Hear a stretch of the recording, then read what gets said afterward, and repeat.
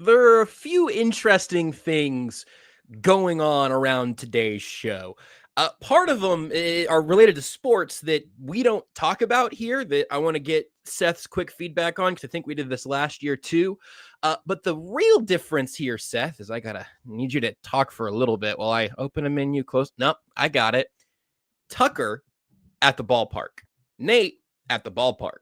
I believe Nick at the ballpark. I have this was not planned, but I have over these last several shows, I've been seeing how the magic happens behind the curtain. And today I am the wizard. Now, I do not know if that will result in good things or bad things, but whatever happens on the production side today is going to fall to me, which means more than ever, I think the content side is all yours. So, Seth, who started for the Royals in opening day today? Kevin Appier. I honestly don't think you're going to get closer.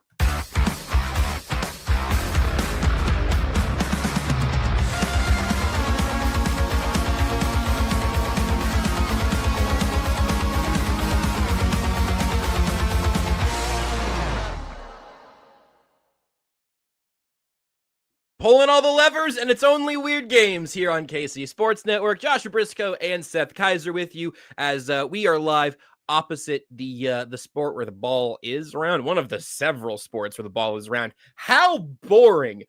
Speaking of which, Seth, what I mean, I guess you would have the baseball answer probably by now. You gonna watch any Sweet 16 action tonight? I mean, this show, and I'm heading the same direction over the last couple of years. This show is just squishing round balls into oblong ones because I am losing my grip on the rest of the sports world. You know what? That's fair. I find that the longer that I do this job, the less I know anything about any other sport whatsoever. Yeah. It's just doesn't, I used to be really into college basketball.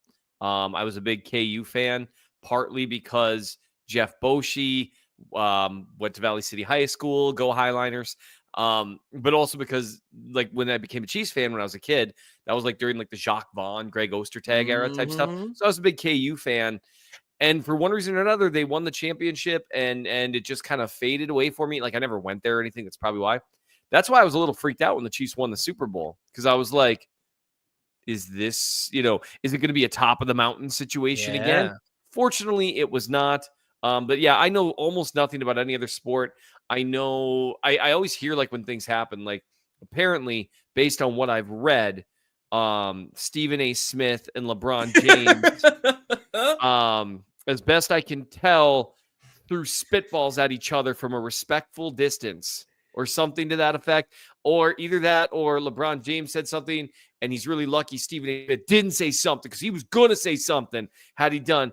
Either way, let me just say in advance, if any pro athlete confronts me about something I've said, there's no possibility that I was going to swing on them.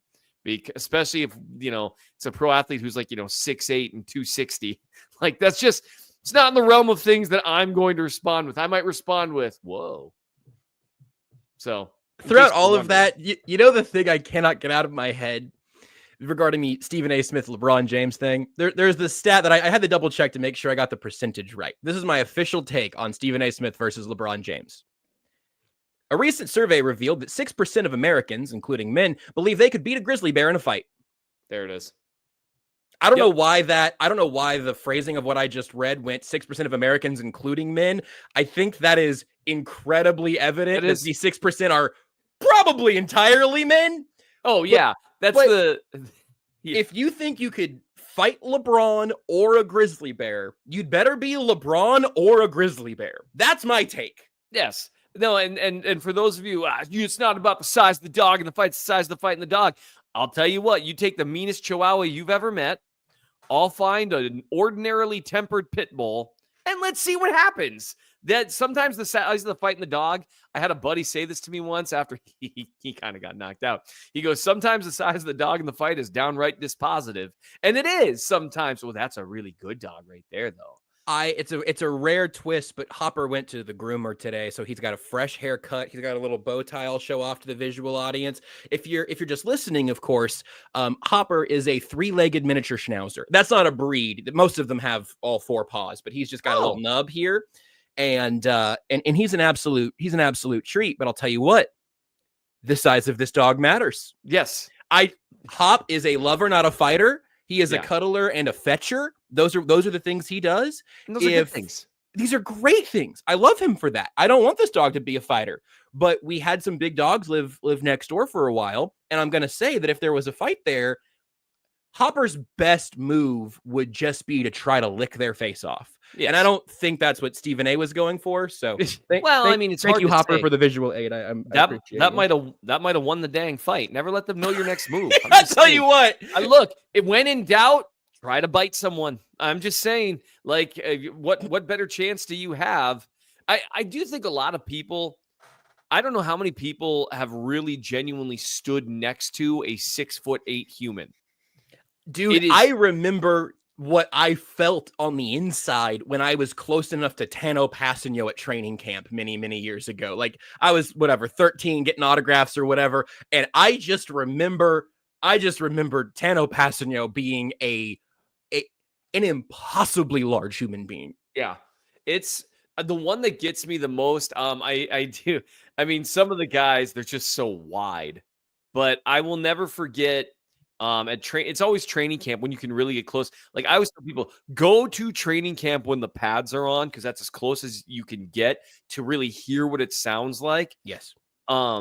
It's insane.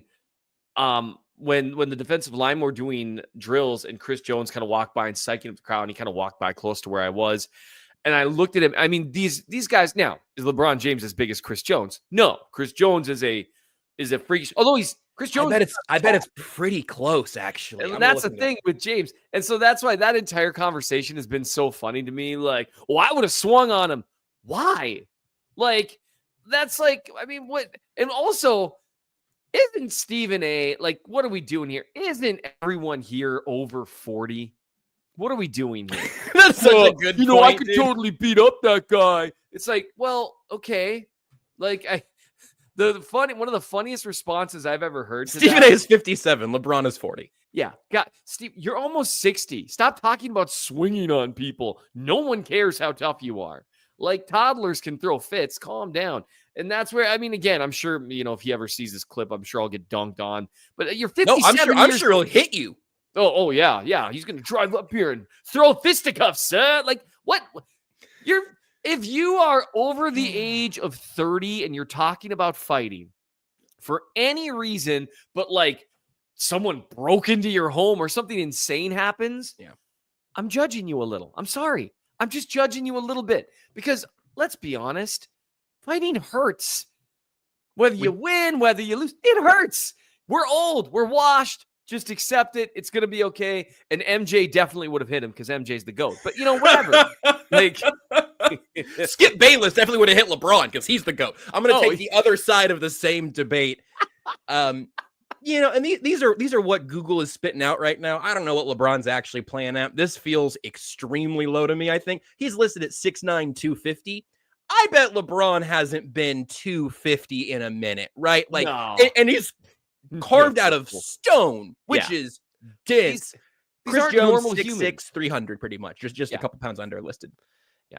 This is Adam Sheehan makes a good point. Seth may be biased by the fact that he prosecutes people who make poor life choices and go straight to throwing hands. That's also true. That's another reason to avoid a fight. You never know. You might hit someone, they hit their head. Suddenly you're in there for involuntary manslaughter. Like, these things happen, people. But That's it, Seth. You know why Stephen A didn't swing? He was afraid he'd kill him. He didn't want to. They might be registered as lethal weapons. You don't know. Exactly. I do think there's an interesting story within the story, since we've got a little time here today. Sure. Yeah, stretch your legs. There's an interesting story within the story here in terms of how we in sports media handle it when those of us who pierce with swords are pinpricked by needles. Look, if we are going to say things about people, other adults, sometimes very tongue-in-cheek, sometimes with a lot of jokes, whatever, sometimes just mocking people for their biggest failures that occurred in front of millions. Yeah. You know what they might do occasionally? They might make fun of you back. They might get in your face. They might say something. And you know what? That's okay. Yeah. That's definitely okay. Noah asks, what do you think training camp Travis Kelce would do? He would definitely wait for you to put on a helmet and then punch you right in the head. On that note, then let's tiptoe our ways into the thing that you've written about today, Seth, that is fresh out of the oven over on the Chief from the North newsletter. You can read along with right now. That is a retrospective, a forward-looking retrospective in a way that I think will make perfect sense as soon as people realize what we're talking about. Yes. It's what the Chiefs did at wide receiver, really in the passing game last year.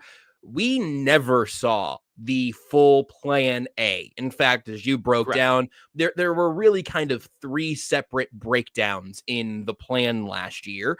And now the Chiefs are effectively running it back on a side of the football that had some real woes last year. Yes. Now, again, of course, this time the bet is that it will end differently, but it's a remarkably similar process. So what did you want to look into within all of this? And again, if you read it along, you've already seen this, but the callback to how many stories you wrote and how many shows we did last year in training camp about the deep ball and the vertical passing game, and it all came crashing down before we ever got to really see it hit full speed. So where does that stand now, and how does it make you feel that this is kind of the plan of running it back?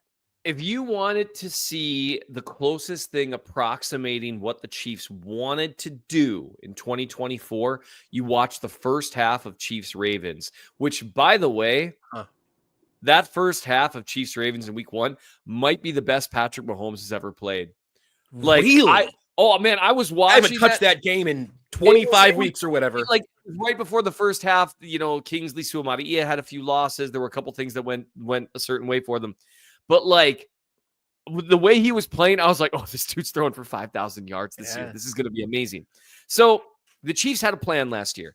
They drafted Xavier Worthy to serve not just as a deep threat, but a guy who can execute a lot of kind of their gadgety stuff. They signed Hollywood Brown, a good fit in Andy Reid's offense, a guy who wins at the intermediate level really well, but can also stretch the field. Rashee Rice. And this is the part that I just hammer over and over. And we've talked about a lot here, and Nate's reported here enough that, and you know what? Let me clarify something. It's as good as Mahomes has played. Mahomes has played essentially perfect football in several games. So maybe the best he's ever been would be a bit of an exaggeration with a half of football. But as good as he's played, incredibly decisive, making these throws across the middle field. It was awesome. Anyway, they had this plan that's centered around Rashee Rice. Nate's reported here before that the Chiefs had a plan for Rashee Rice. And that plan was to the tune of about a zillion targets, give or take. His role was going to be kind of subsuming the Travis Kelce role in the offense in terms of kind of being the primary, kind of being the go-to, being the guy with the most, you're the first read looking routes, that sort of thing. They had a plan that gets overlooked a lot. People talk about the injury to Hollywood Brown. That matters. The injury to Rashee Rice matters. The timing of them both matters, and the timing of the Kingsley Suamataia issues. So there really was a step 1, step 2, step 3 thing that happened. They had a plan. Okay, we're going to be a way faster offense. We're going to throw the ball down the field way more. We are ready. Hollywood Brown gets hurt. Well, it's okay. He's only hurt for like a month, so he'll be back in week 1 or week 2. So we're not going to change the plan too much overall. That's important because that means you still have the same plan, right? There's no adjusting. There's no kind of accounting. And then while everything else is going on in like week 2-ish or so, they find out, oh no, he's out most of the season. That's step 1 that kind of blew things up. Step 2 was, and this happened a little bit sooner, the Kingsley Suamataia experiment fell apart. Now that's self-inflicted. You put all your eggs in the rookie left tackle basket, which, by the way, let's say, who's the guy from OSU that people think might drop to the Chiefs, even though he's got really good film? Because I don't remember. I'm not there yet. I saw him do bad bench presses, and people freaked out. Simmons sounds right. Yeah, Josh Simmons. Let's say he drops to 31 and the Chiefs draft him. Which, if a guy of his caliber, Josh Simmons nailed it. Yeah. Oh, thank you. That's if the guy drops that far, great, draft him. That you probably won't get a guy of that caliber drafting 25 and later any other time. Fair enough. but don't expect him to come in and start and be a stud year one, or maybe even a good player year one. Tackles who are good in year one get drafted in like the top 15. They put all their eggs in the Kingsley Suamataia basket. That fell apart. Greg Slayton comments excuses. I'm not sure what you're talking about, Greg. I'm trying to analyze why things happen. If you elaborate in the comments, I promise I'll explain more. Anyway, so that's step 2. The Kingsley Suamataia experiment falls apart in spectacular fashion. If you go back and watch, not just against the Ravens, but against the Bengals, they were being really intentional about throwing the ball down the field. And against the Bengals, it went catastrophically wrong. Mahomes threw 2 of the worst picks he's thrown in his career.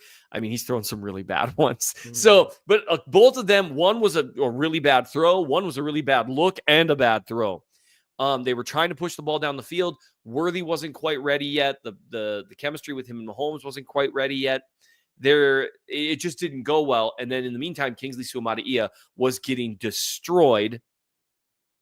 And that was that you don't have a plan B at tackle. You have Wanya Morris, but you kind of know the route that'll go. So that fails in spectacular fashion, right? So that's step 2. And then in the meantime, we found out, Hollywood Brown's not coming back.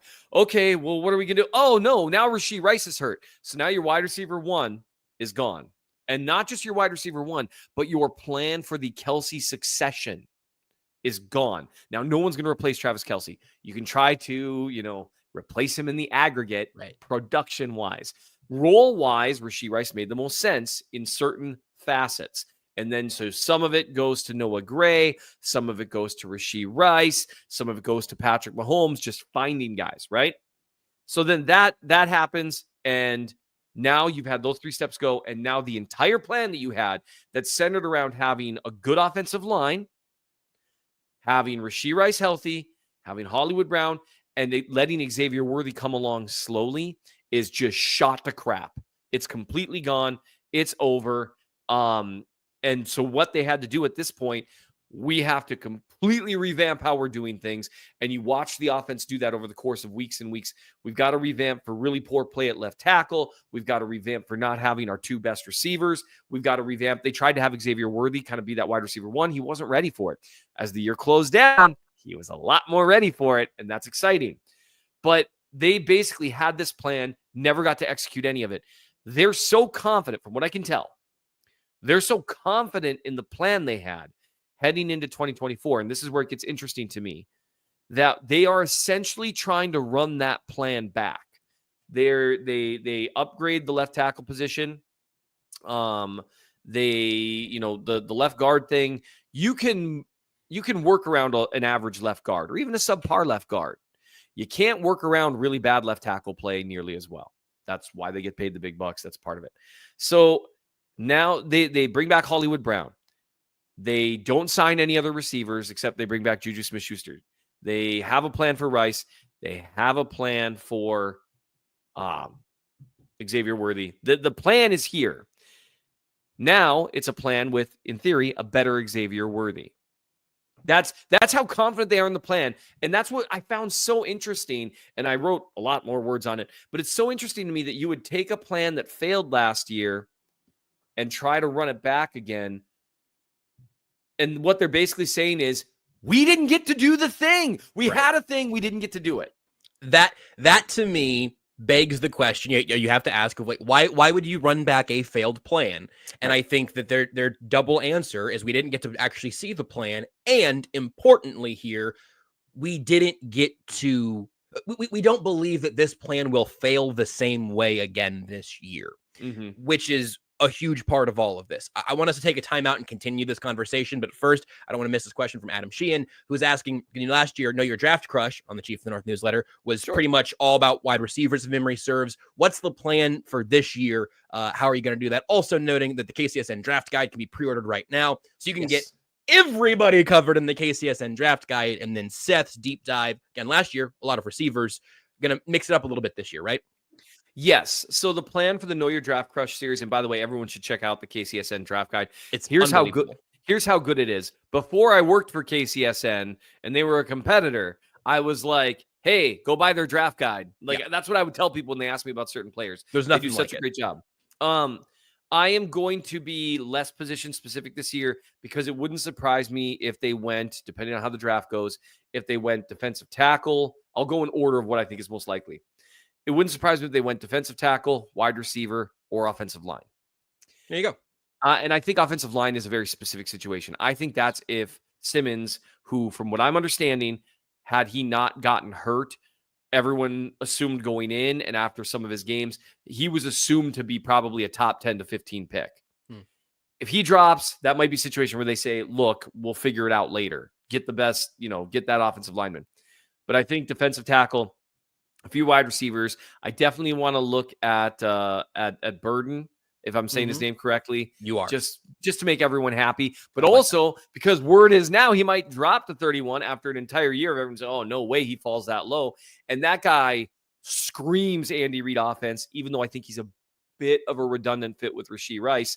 But like if someone were to say to you, hey, you want 2 Rashee Rices on your team? You wouldn't be like, well, I don't know. The fit's weird. And so... Said at this point, man, as we're talking about right now, I'd love 1 Rashee Rice on my team. Shop Chiefs tickets and more with no fees. Plus, save big with code KCSN at ticketsforless.com, the official ticket provider of KC Sports Network. Success in real estate takes more than vision. It takes the right financial partner. When someone takes something rundown and turns it into something great, that's called a comeback story, like Brain Group. They take distressed properties here in KC, completely rework them, and then turn them into valuable real estate. But that kind of work needs the right bank behind it. Enter Emprise Bank. They're not about cookie-cutter loans. They saw Brain Group's vision, backed them, and now they're making big moves in Kansas City real estate. Talk about your partner in possible.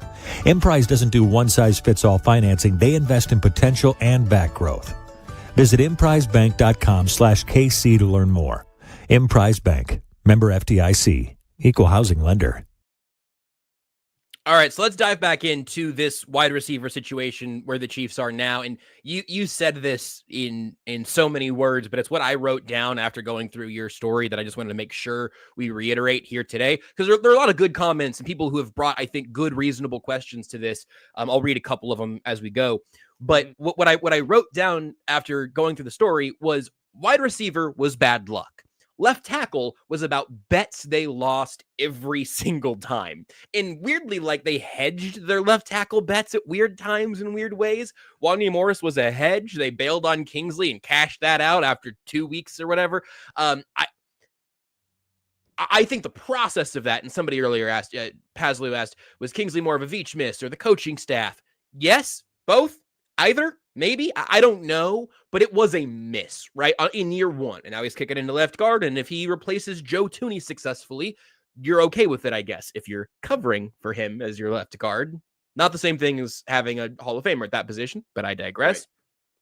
Like this comment from a little bit ago from Dave saying, Justin Watson, Juju, and Hopkins were 2, 3, and 4 in wide receiver snaps last year. I don't know what the cutoffs of that were, if that's the whole year, and the leading rusher was on the couch week 1. They started 4 different left tackles last year. You're not going to be successful with that. You might make the Super Bowl. That I will say, that's my one nitpick, and that is, I think, a Patrick Mahomes stat and maybe a Andy Reid, Steve Spagnuolo stat.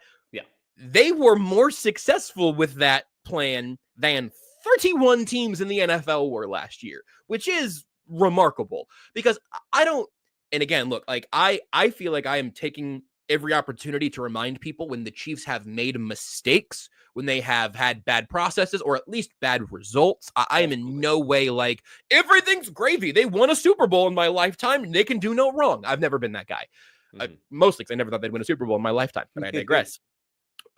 Justin Watson and Juju and Hopkins, obviously 2 of those guys are on different teams now, but they are not going to be in those roles because there's no reason to believe that Patrick Mahomes is going to take out Rashee Rice's ACL or maybe he's suspended for 4 games. It's not going to be 16. There's no reason to think that Hollywood Brown is going to go down on the first play of the preseason. And the one thing that I do think you would have reason to second guess the process on at left tackle, I think you have every reason to believe that Jalen Moore will be competent. How much just above or just below or maybe way above that'll determine how good his contract is viewed as and what his time in Kansas City is summarized with. But they spent some money to keep that exact same thing from happening at left tackle. And it was a waterfall of issues at wide receiver with your top two wideouts both getting injured so early on. Like I think that's why, to me, this isn't a running it back out of passivity. Like this isn't, oh, we're just gonna, what we did last year was fine, so we're gonna do it again. I think, again, kind of going back to Dave's comment, I think if you say, well, last year their air quotes plan, humor me, last year their plan was Xavier Worthy, Kareem Hunt, Justin Watson, Juju Smith-Schuster, DeAndre Hopkins, Travis Kelce getting the full workload at age 35. You could, again, left tackle, I'm not giving him a break for, because that actually was the plan. Yes. But what I just said was, of course, not the plan. And it's also not assuming that they ever thought they'd get through the season with no injuries whatsoever.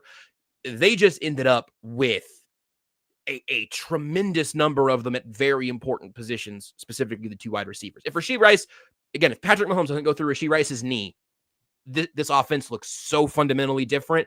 Yes. People wouldn't know how to talk about it right now. Absolutely. And it's worth noting how different the offense looked when DeAndre Hopkins was looking a little more spry mid-season. Mm-hmm. Anytime you had kind of, or how it upticked when Xavier Worthy's role was able to be expanded, but then Morris started playing nicked up and that started looking worse. So then they had to move everything around. Basically, just on a side note, you don't need Kingsley Suamataia to be better than Joe Thuney. You need him to be as good or better than Mike Caliendo. That's what you need. Right. Better. You need him to be better than Mike Caliendo by whatever amount, and then you need left tackle to be average, and you will have a better line than you did last year. That's how important it is. I think that's a really good way of breaking it down, because they had the plan at left tackle. That failed, and they managed, in spite of that failure, to make it back to the Super Bowl, which is unbelievable. And this is what happens when you lose a Super Bowl in spectacular fashion. You forget everything that happens before that. But it is unbelievable that they got as far as they did. It's worth noting that in the AFC Championship, Reed coached one of the best games he's ever coached. They overcame a Bills team that was supposedly built to finally beat them, which never will stop being funny every time it happens. I can't wait for them to play the Bills again in the playoffs this next year. And everyone's like, this is the year. And I'm going to be like, well, maybe. Like, no. So I think you can see moments where the flashes of what they wanted it to look like come through. I think the tough thing for people will be if the offense doesn't show.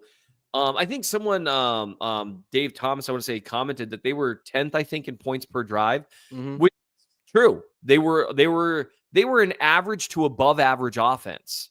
So it's not like they were bad. The frustrating thing is the level of expectations when you have Patrick Mahomes and Andy Reid, and when you invest as much in the offense as they have. You want to be 10th in points per drive or better without having to play constant ball control. Their lack of explosive plays. We talked about this multiple times last year. If you took the exact offense they had last year and sprinkled 2 more explosive plays per game, suddenly you'd have a top 5-ish offense. And that's the big thing when I talk about running the plan back. What they want to do is have last year's brutal efficiency with explosives mixed in. And that's where, like, if they grab some really talented running back in the 3rd round, I'll say I normally wouldn't go 3rd round for running back. That's about as early as I'd go, depending on who it is. Also, just the space between the Titans and the Chiefs pick almost could not be further apart if they stay with those 2 picks, which is going to change so much of the vibe for me. They have so many options with what to do with that pick they got for Snead has turned out to be really good. Yeah. Cody Runch comments, man, a good running back with vision would change this offense. You know, Pacheco obviously wasn't quite as explosive when he came back, and that really, and I hate saying this about a guy that gives everything he's got, works really hard. He had a really good 2022 and 2023. The problem was when he lost even just a bit of explosiveness, because he's much more explosive than Kareem Hunt, but he's not like, it's not like watching, Gibbs out there or something like that. So when he lost a little bit, his lack of improvement in vision kind of came through. And you could compare that to Kareem Hunt, whose vision was pretty terrific, but has no explosion whatsoever. Give us a guy who can, had Dobbins been on the Chiefs last year, he probably would have ran for 1,200 yards. They do need something like that. and you can see where it would fit. If Elijah Mitchell stays healthy, which is a gigantic if, he might run for 1,200 yards. Again, his health is incredibly in question, but they need to take a running back. I think I would love to see them take another receiver. For me, I love that they're trying to run back the plan because the plan is a sound one. Get faster on offense. Well, the plan was to get faster, and then all of a sudden, Juju Smith-Schuster and DeAndre Hopkins and Justin Watson are seeing a ton of snaps. Right. And Watson is fast down the field, but not within 10 yards of the line of scrimmage. So you had a plan. It's a good plan. I understand why you're running it back. The problem for me as a human is that they anytime you see a plan that didn't work out, even if it's not really for reasons that they wanted or reasons that were really at fault on their end, because it's a different plan for left tackle. Right. Anytime you see that happen, you go, oh, I don't know. I want to see more redundancy. That's why, if they sign Tyler Lockett, I would be like, cool. Well, hold on, Seth. Is there room for another wide receiver? Sorry, I had to hit the button to make I'm doing the rundown today. Man.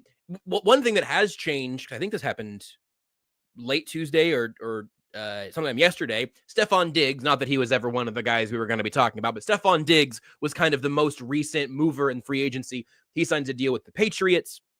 And so I'm gonna ask this in a two-part way, but we have a handful of veterans whose name you would recognize: Keenan Allen, Amari Cooper, Deontay Johnson's not gonna happen. Tyler Lockett, we talked about quite a bit. Then you get to Robert Woods, Nelson Aguilar, DJ Shark, Tyler Boyd still out there. Yeah, so you're 3 names away from getting to Chris Conley on the Spot Track page of available wide receivers, right? Hey, good for Chris Conley. Loved Chris Conley. Didn't work out here. In your career, good for him.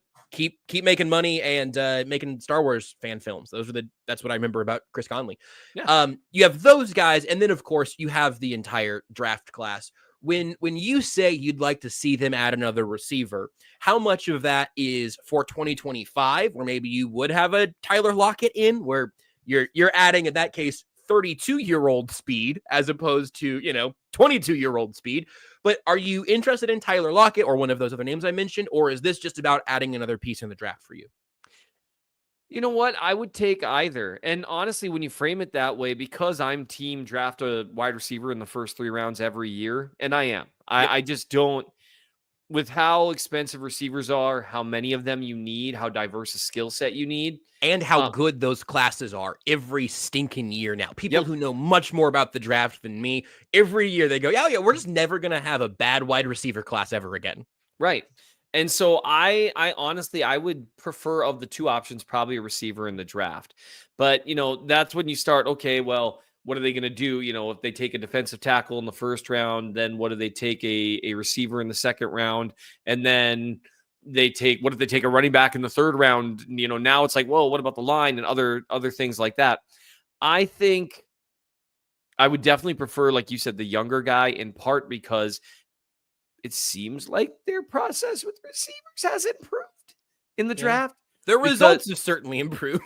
Yeah, the results have certainly improved. Now, you want to talk about, the off-field stuff with Rice, that he did a really bad, knuckleheaded, dumb, selfish thing that he's probably going to get suspended. I'm guessing the longer we get, the shorter that suspension is going to be. I'm setting the line at 4.5 and taking the under. Yeah, I think it'll end up being 4. I do too. And then he'll take it, and yes, he will try to move on. If anybody cares, seems pretty okay to me. Right. That seems reasonable. Yeah, that seems reasonable. The Xavier Worthy stuff, I don't know. I mean, we've talked about that ad nauseum. It's a weird thing. We've got suits and countersuits now. And yeah. Currently, I don't think he's going to get a suspension. Oh, no. I'd be stunned. The Shield is right now going to be like, no, this is what the professionals decided. We're not. The NFL would rather not suspend these guys, because it only legitimizes the stories and not that they need to be legitimized. In Worthy's case, it would be like I would have to imagine if the NFL was going to do anything on Worthy, it would be that they had more information than the public has right now. Yes. And the NFL just doesn't dig that hard. And if you have any doubts about that, go talk to the Cleveland Browns, who knew a lot of things, or I guess the AFC North probably would do. Now that I think about it, over different eras. Wild that the Bengals are seeming like the cleanest of the bunch there. Regardless, I'm with you, I think, on both the perpetually dipping into the day 2 wide receiver bunch. Obviously, last year it was day 1. It was Worthy. It ended up working out, I think, relatively swimmingly considering all the other things we talked about at wide receiver for last year. Right. But find one of those guys. And there was a tongue-in-cheek comment earlier, and we make these tongue-in-cheek comments constantly of like, why does Andy Reid just hate a 6'3" X receiver? Like, does that guy, is he on the board? If I was going to take one step further into the hypotheticals, and I'm saying, hey, look, we're talking about, let's say it's one of those 3rd round picks, Right. and the real kind of obvious 1st and 2nd tier guys are off the board. You're kind of in tier 3 where it becomes about picking your flavor. We know Andy Reid would like the 5'10" guy who runs a 4.2, but I am curious if there is any thought on building intentional redundancy with Rashee Rice, because now you are at the point where if you find a Rashee-ish kind of guy in the 3rd or 4th round, you might want to have him in the mix and make sure wherever Rashee Rice's contract negotiations come around, you want to take the time to bring these rookie wide receivers into the fold and not have to do what you did to Rice and Worthy in consecutive years of like, hey, it's week 10. Here's all the rest of the playbook. Does there a clear answer to that question for you? Or are you just going to say, I'll just give me the player who has shown it on film and we'll fit him in the offense? That's it. That last part. Give me someone who's shown they can separate over basically anything else and catch. Give me someone who shows some comfort with zone looks, that sort of stuff. Someone who can, move the ball afterwards. Someone ideally who can threaten at all 3 levels of the field. And I know people are asking like, well, does Andy Reid just hate 6'3" receivers that can separate and catch well? No, the problem is 6'3" receivers who can separate and catch well get drafted in the top 10. Right. And so you've got to pick something, or they've got like George Pickens and they've kind of got their stuff. Right. And so I like that the last 2 receivers they've gotten have both translated well to the NFL level. Xavier Worthy arguably had just as good a rookie season as Rashee Rice under even tougher circumstances in a lot of ways. Yeah. And so seeing the 2 of them together would be really, really nice. And seeing Mahomes, Mahomes and Worthy, there's got to be a conversation there. There's got to be a way to connect deep. There's got to be a way here. And so all those things, I think what they're looking for most is a guy who can separate. That's why, when they look for specific traits, like with Sky Moore, they're looking at those releases. And, it didn't work out. And that just is what it is. So far. Yeah, so far. Yeah, could be the rare year 4 breakout guy, year 3, year 4. I don't even remember. Feels like even longer. I think, it's 4, right? Last year was 3. And so I think they will. I think they might intentionally go away from guys that they don't think can maybe hold up at the line of scrimmage. God, this will be year 3 for Sky Moore. What are we doing? I'm telling you, I'm not giving up hope. This is 4. My bad. I can't count. I think they'll be less inclined to go with guys that they don't think can hold up at the line of scrimmage because of some of the limitations that Worthy does have. Although, hey, you know what? Another year older. He's going to be 22 instead of 21.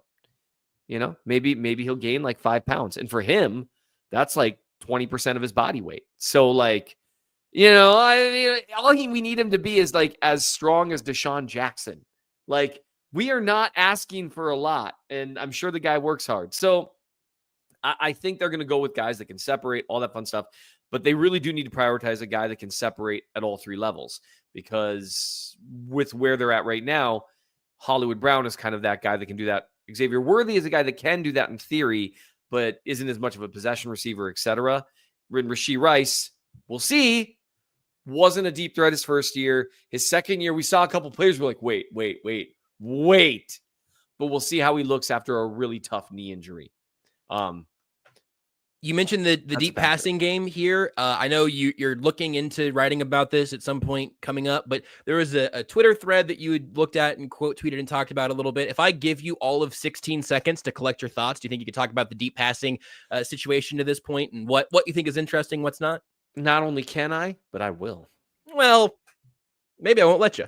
Thanks for listening to KC Sports Network. Make sure you download our new app. Find it on the App Store or Google Play. Just search KC Sports Network. Entertain, educate, inform. KC Sports Network. All right, twist my arm. You will talk about this. See, I can change the tone again. Seth, you will talk about the deep ball. It's all about tones. It doesn't. Neither one of us respond well to being told what to do. I know. And then he fell silent. I could Ron see that Swanson did. Yeah. Yes, if I would have continued to escalate into browbeating you and talking about the deep passing game, it would have turned into a solo show for a little while. No, I could see that happening. And boy, will I see you in hell. Just like, which would be a huge upset on at least one part of that parlay. Some bets would really not. Some bets would not cash there. Josh and Seth meet in hell. Who had that ticket? Here, I'll give you the reading off the top here. Scott Buska, I believe SBOUSKA 2 on Twitter if you want to see it for yourself. Scott tweeted, since 2019, Patrick Mahomes' elite deep ball has clearly declined, but the numbers are way uglier than anyone realized. Deep ball accuracy fell from 51%, number one in the NFL, to 21%, dead last. Why his arm could end the Chiefs' dynasty unless they fix this one brutal problem. And that was... And then the thread. Yeah. And the thread was, and hey, shout out to Scott was his first name. Mm-hmm. And he and I interacted a little bit. Seems really nice. He is advertising his site that does analytics and tracking data. If we could just stop writing things like that, I'd really appreciate it. Yeah.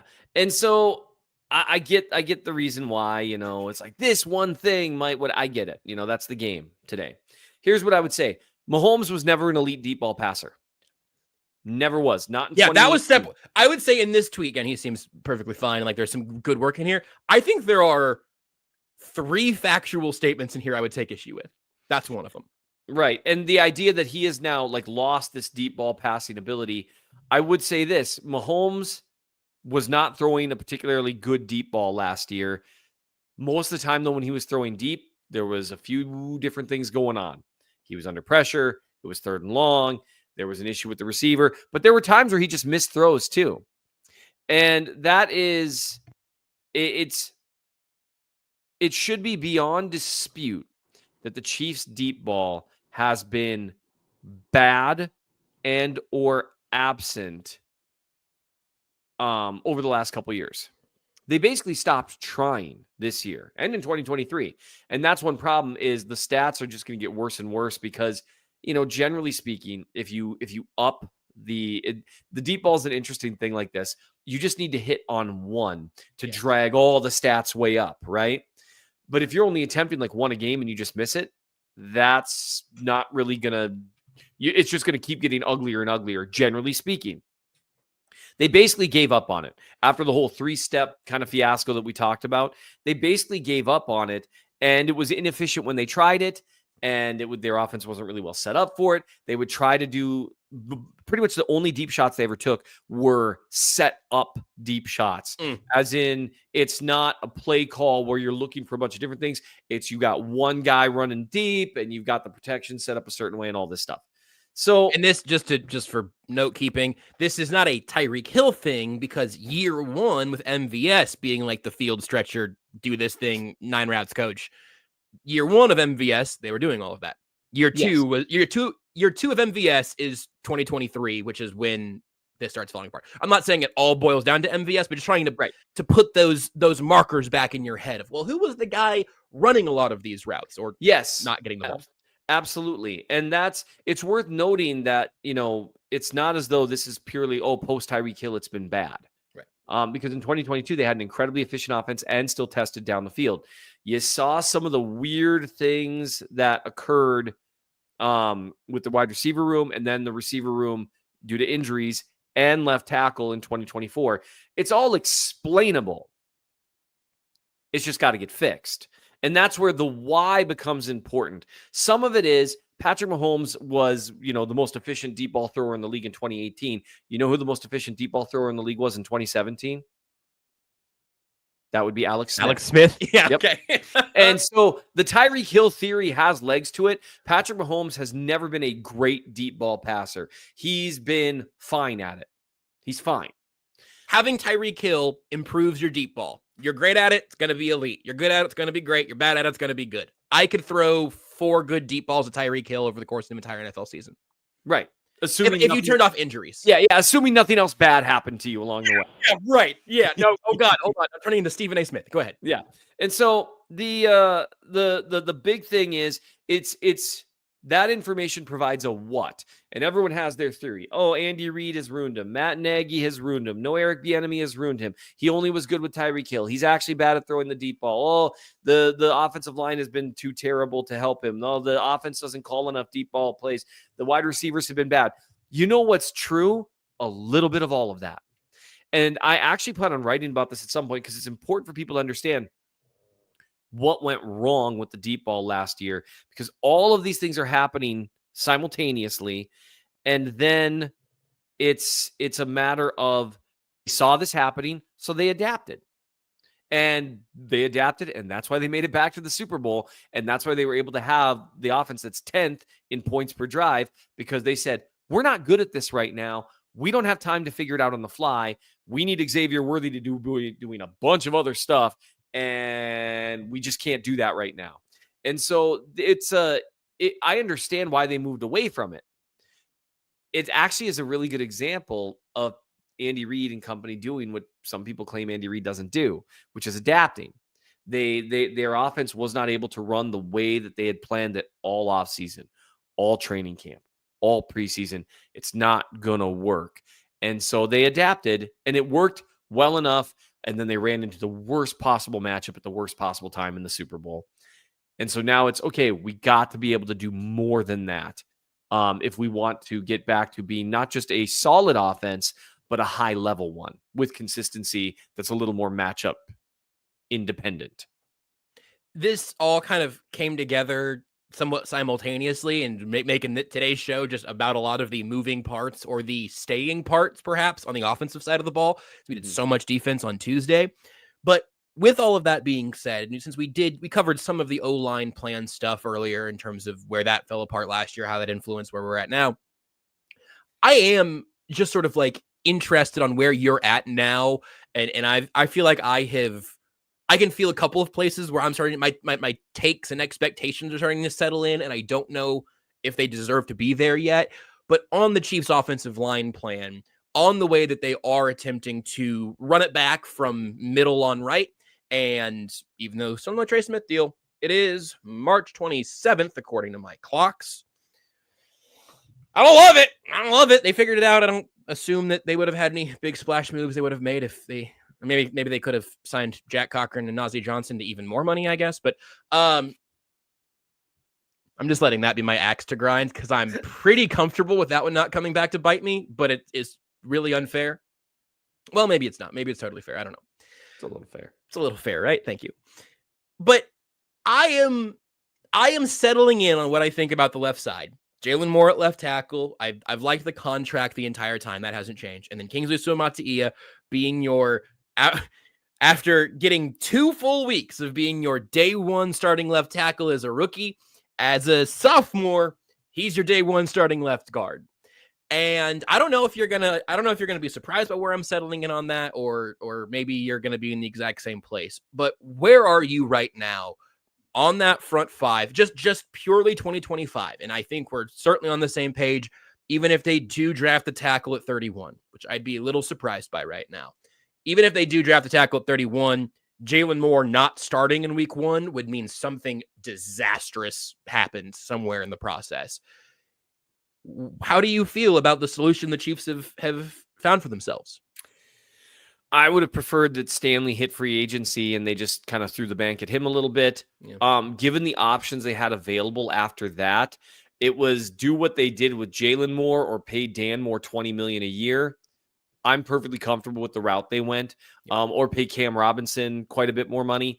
I actually am pretty comfortable with the route they went. I like Jalen Moore's film. We talked about it at length. Mm-hmm. So I'm comfortable that Jalen Moore can come in and be an average to above average left tackle right away with a higher ceiling. I'm comfortable with that. Left guard, I'm not as down on Kingsley Suamataia as a lot of people are. I haven't reviewed his snaps at the guard spot. I need to go back and do that. My understanding from people I trust is that he looked fine. Like he wasn't.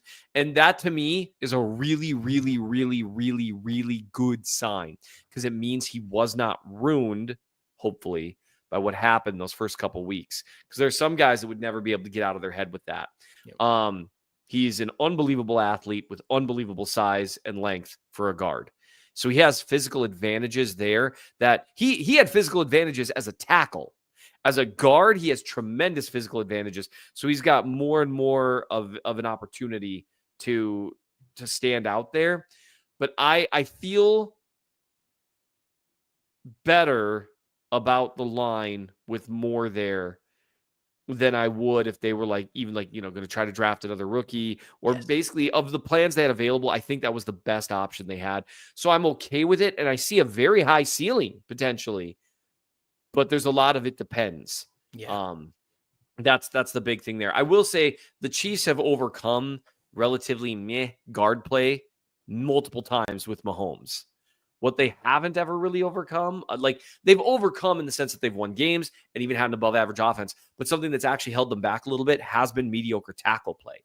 Mediocre guard play hasn't hurt them that much. Which makes their insistence on paying, doubling, tripling down on the guard position a fascinating one, just given the fact of everything that you just said. They were going for Trent Williams when they ended up with Joe Tooney, and Trey Smith's a good player, and they're paying Trey Smith, and now they got a second round pick at left guard too. Creed, obviously, I think is a little bit of a different game. Yep. Here's where I'm at the guard position. And maybe, I don't know, man. I think the place where I give the Chiefs a lot, arguably too much benefit of the doubt, is if this guy is starting in week 1 after going through training camp, I assume he's fine, right? Which was not the case for Kingsley Suamataia last year. They took that from you. Yeah, they really did. My confidence has been shaken to its core. I am shook. Here's the two sides of the coin for me. I kind of think Hunter Norzad would probably be fine if he was the starting left guard week 1 next year. I think Matt Derrick was the guy who tweeted about Norzad somewhat recently, and I think was kind of like, this is so unofficial, so off. I liked Norzad's film. His college film. It's kind of, you see the vision there. Yep. So I haven't even talked to Matt about this offline or whatever, but I kind of felt like he was climbing over Caliendo on the depth chart, and Caliendo got the nod because he was not really a veteran, but he had a little bit of experience as opposed to Norzad at the end of his rookie season, all of that. But if you told me that the Chiefs loved Hunter Norzad, which is probably the reporting we'd be getting right now if they didn't have Kingsley kicking into guard because of a failure at tackle, I'd be like, yeah, I think Hunter Norzad playing next to Creed Humphrey is probably going to be just fine there. You got Trey Smith on the other side, so you've only got one unknown at guard. I think I could build that case pretty easily, which does still demand the question of what is your second round pick from last year doing? What you say though about Kingsley's ceiling, the chance that he does get used in space like we saw for I think all of one or two really, really great clips last year from I think it must have been the Baltimore game. Yep. Was that the one where he was out there just leading the way for Worthy around the edge? Yes. Yep. Man, the Worthy touchdown. I think about that all the time, and we never got to see it again. It's man, that seems worth something. But if Kingsley can be this unbelievably athletic and physically overqualified guard, if they want to use him as a weapon, as a guard, then you're not going to hear me complain about him being a second round pick. I don't complain about Creed Humphrey being a second round pick, except Creed Humphrey is the best player in football at his position and one of just flat the best players in football. Right. So I think I have a relative confidence that we're not in any sort of real disaster danger at left guard, but that's partially because it is left guard. I think the Chiefs can get competence out of that. The problem is you have time and time again invested a lot into those guard positions, telling me you believe there's an advantage to being great at those positions. I don't know if we've seen all of that advantage, and I certainly, we can sit here and talk about Trey Smith's pass pro being a place that I said this to Sterling Holmes on Tuesday, where I'm trying to thread the needle on Trey Smith. Trey Smith doesn't need to improve at pass protection to be a very good guard, but I think he does need to improve in pass pro to justify the contract that he's going to get. He can maybe achieve even the contract without improving there, but to really, really, for that to be a great deal for both sides, he's got to develop. You got to be what Joe Tooney was. Yes, because you're paying him like that. Yep, Joe Thuney was a great deal because he was elite. You're never going to regret paying elite players top of market money. You will not. Right. What you will regret doing is paying good players or not good players, of course. That's where like people like focus on like bad players getting overpaid, and that can get you in trouble, right? You don't want to give an average player a good contract or a subpar player an average contract. All that can get you in trouble. You will almost never get in trouble paying elite players. I mean, the Chiefs have proven that. They did it with Jones, they did it with Kelsey, they did it with Mahomes, and they didn't regret it, I'm pretty sure, because when you pay elite players, they did it with Joe Thuney, didn't regret it. Did it with Tyreek Hill once, didn't regret it. Now, that was unusual. They didn't have to do top of market for reasons. Right. And then, they traded him away, which they didn't regret either. But paying a guy elite money, you might not regret it if they're not elite, but it makes the job just a little tougher across the board. I can see why they're doing it the way they're doing it. You and I talked about it. I would have maybe reversed it. I would have maybe extended Thuney and let Trey walk or tried to get a little value for Trey. I think you might have gotten a little more. But I get why. Ascending player, younger player, Totally. really close with your center, locker room stuff, all that matters. And he's a really, really, really, really good guard. He also has a unique skill set that you can build a run game around him. Something I would note that I'm guessing the coaching staff has really looked at and thought about a lot. Something to keep in mind. And again, there's a lot more to playing guard than your size. Kingsley Suamataia is 6'5" at about 325 or around, 325, 330 with 34-inch arms. He has an unbelievable physical advantage over the vast majority of guards. There's also a possibility there if you want to build your run game a certain way. Yeah. There's a possibility for some real fun stuff. And so that's where, like, let's say if Kingsley Suamataia becomes an average guard in pass protection and a good guard in run blocking, that's worth a second round pick. And then you're good to go. And that's the thing about this year's offensive line. They've tried to set it up, like a no weak spots. That's the Jalen Moore signing. We're tired of having a weak spot. Let's try it this way. There's potential the line is significantly better than last year. Yeah. Potential. And I think that's the scary part about all of it. Especially for a player who we just have so precious little on as Yes. Kingsley being the guy and like virtually nothing at guard. I know week 18, but like that wasn't the Chiefs offense. You saw him and an all-star team from a JV club. Like they played an NFL defense and you got to see Kingsley play guard there. Yep. I don't know what it's going to look like when it matters, but I'm optimistic and afraid. That feels like the right place to be in. Yeah. Look, Seth, we've done it. We're nearly to an hour. I'm not going to make you give away the medal stand here or anything because this story is not out yet. But I think you have found within yourself a desire to go back and look at good things from the 2024 season, despite the way that it ended. Because all the way through that, it was pretty good, pretty stressful, and notoriously weird, but pretty successful. What are you excited to look for? Do you know like what your top few moments of the year are already? And then really, how do you go about this process, which people can read on the Chief from the North newsletter coming pretty soon? I'll just tweet about it and I'll ask people and I'll get reminded of things like, do you remember? And you will as soon as I say it. There's so many moments in any given season because I've had a lot of people say, oh, the season ended so badly. The wins were so stressful. But you're forgetting because we're talking about most fun moments. Yeah. And that's a real distinct thing because that's a moment that you're like, what? So easy example that gets lost in time. The blocked field goal for a win against the Broncos. That was the first one that I was thinking. Just like, I think Leo deserves that. Awesome. It was so perfect. Harlan's call was incredible. Arrowhead popped like I have almost never heard it before. Like that was like a Stone Cold Steve Austin is coming out in the crowd in 2001 type pop. Like that was like, yes, like everyone freaked out. The Raiders win was really funny, which I mean, it was annoying, but in the moment it was hysterical. Yeah. Now, I understand afterward we were all upset about various things because they barely won against a bad team, but it was a hilarious moment. But people actually remind me, and this is one of the reasons I write this, is people like the doink for the division. Crazy. People forget that because it is a genuinely fun, cool moment. Or, this is one that I'm just looking right now in the replies. When the overtime coin toss against the Bucks, when the Chiefs won the coin toss and Baker Mayfield leans back and you just see him go, because he knew. I wanted to play. There was a behind the back pass in preseason.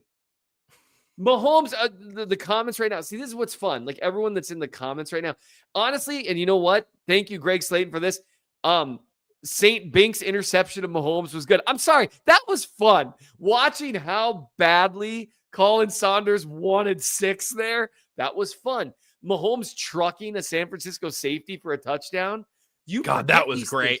That one was good. That was so great. Trent McDuffie's first touchdown. All of these things. His first interception. It was an incredible pick. The lateral to Pirine by Kelsey to basically seal a win. These things, this is one reason I write this article, because it gives you a chance to just say, it's kind of like a version of guys talking about dudes. We forget how much fun we had. Yeah. Because, some of the wins were real stressful. And then by the time you're talking about it, you're past the moment. But like that Mahomes trucking that safety, and the safety, if I recall, what did he like tweeted out like that boy thick or like something like that. Something like that, yeah. That was funny. And that was so much fun. And it was a huge moment too. Like those are the moments that you kind of forget about. And so I just love writing about to remind people, hey, remember how you felt when this happened? Because that was awesome. It's the equivalent of that old Chris Farley sketch. Like, hey, remember that time that you were about to get in the end zone and a guy from San Francisco tried to tackle you and then you just ran him over? That was awesome. Like, because that's fun. That is a fun. George Karlaftis in the divisional round, 3 sacks to close out. The blitzkrieg of poor CJ Stroud, who did nothing to deserve that. That was fun to watch because that was one of the only times last year that the defense looked like they looked good all year. They were a good defense, but that they were like, it was all, and most people that knew ball kind of thought that might happen with Spags and that defensive line against poor CJ Stroud. They fixed that this offseason. Yeah. Sometimes you just got to trade away the left tackle. There's DeAndre Hopkins, that incredible catch against the Bucks. There were moments in the season where just everything was right in the world. So there's so many moments, Worthy's touchdown versus the Chargers down the field. Everything felt possible in that moment. That moment arguably kind of saved the early part of the Chiefs season. Because I don't know if you remember, but that game was going so badly. Mahomes had injured Rashee Rice. The offense wasn't moving. The defense looked kind of lethargic. And then suddenly, boom, 54-yard touchdown. And you're like, ooh. I bet we're going to see that again this season. Yeah. I bet that's going to happen many more times, especially throws near the sideline. And so any and all of those might be on there. I'm curious if there's any that you've thought of that I'm missing because there's so many moments. Here's what I'm admitting. I need to read this story because I am people. And people forget how many fun moments there were because the season itself was so stressful and it ended so poorly. Like, yep. That's me. Yep. I am also, as you're rattling these off, I'm going, oh yeah, no, that was great. And then I am going back to, I remember all those times. I do remember in perfect HD clarity, Xavier Worthy not being able to haul in one of these passes along the sidelines. That one was his fault. That was Mahomes's. I think that one was Mahomes's too. Like, I've got that in here, which rules. Thank you, brain. I don't remember what my mom's cooking smells like, but I remember what it looked like when Xavier Worthy ran out of bounds. Holy crap, man. I went heavy. Whoa. My mom might be watching. I don't know. Whoa. All right. That's okay. Man, I got nothing. That was deep. that was a lot. I got you. I don't remember exactly how it felt holding Isabel when she was 1, but I sure do remember how stressed I was when, the Ravens tight end toe was out of bounds. Yeah. I have forgotten 75% of my wedding day, but I do remember how I felt when the Chiefs were about to lose to the Carolina Panthers. Man, I don't remember the last time my grandpa told me he loved me, But I do miss you. See how this? Yeah. You and me are about to do some real damage. No, we really are. We really are. There's got to be something we can do about this. I do remember the last time my grandpa told me he loved me. Without even asking, I know that's somehow worse. Yeah, it's just sad. I genuinely, I'm really curious if you or me or both of us are going to get DMs after this being like, hey, you guys okay? And no, we're not. We clearly don't emote normally. And if you've been watching this show this long, you know that about us. So I don't see what would be surprising about any of this. Adam Sheehan says, I don't remember what I felt like when I got told about the puppies, but thankfully it was recorded last week. I was so upset. Which I haven't said a single negative thing to Jazz. Like I said, you said to the internet. I got it all out on the internet. No one tell Jazz because I'm like scoring some major husband points here. I'm being super supportive. Why? I don't know. She's so pretty. I don't know, man. Things are going so well. I'm just not willing to throw it all away. I don't know what to tell you. I mean, if things might be going well for you, it seems like things are going better for Kiko. You got anything else, or should I just officially let this show slip away the way it was intended? I do remember the way it felt when my first dog, when he'd put his head right here and he'd snuggle up against me when I was scared at night. I do remember that. That's beautiful. I also remember your childhood dog. Oh, we're not okay. Oh man, I gotta find the end stream button. How does Tucker do this every week?